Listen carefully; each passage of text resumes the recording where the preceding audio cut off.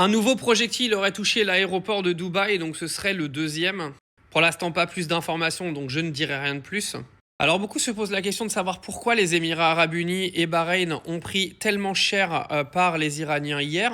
Et encore aujourd'hui, tout simplement en fait parce qu'au Moyen-Orient, ce sont les deux seuls pays qui ont signé des accords d'Abraham en 2020 et qui ont normalisé leurs relations avec Israël. Il faut savoir que pour ceux qui se rappellent des attaques du 7 octobre en Israël, elles sont arrivées juste après une possible normalisation des relations et des signatures de la charte d'Abraham par l'Arabie saoudite qui s'est retirée derrière.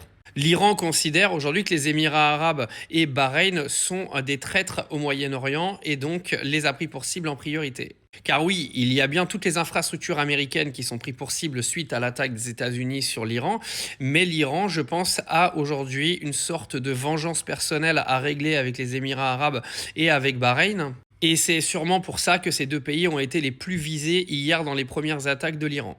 Alors à l'heure où je vous parle, les attaques elles continuent toujours un petit peu partout au Moyen-Orient. Il faut savoir que Dubaï a reçu énormément de missiles, mais ont tous été quasiment explosés dans les airs. Il y a vraiment quelques débris ou un ou deux drones qui ont atterri. Donc je pense que aujourd'hui tout ce qui est des défenses des Émirats, ça fonctionne très très bien. Ça, c'est surtout pour rassurer les gens qui sont aux Émirats. Ils font un très très bon travail. Quasiment tous les missiles sont explosés dans les airs. Bien sûr, ils sont jamais à l'abri qu'il y ait un débris ou deux qui tombent ou un ou deux drones qui arrivent. Juste restez tranquille chez vous. À un moment donné, ça va s'arrêter. Il faut savoir que les bombardements iraniens continuent également sur Doha, continuent également sur le Koweït. Et vraiment, les deux pays qui sont pris pour cible vraiment en priorité, c'est Bahreïn et les Émirats arabes. Et vous savez maintenant pourquoi.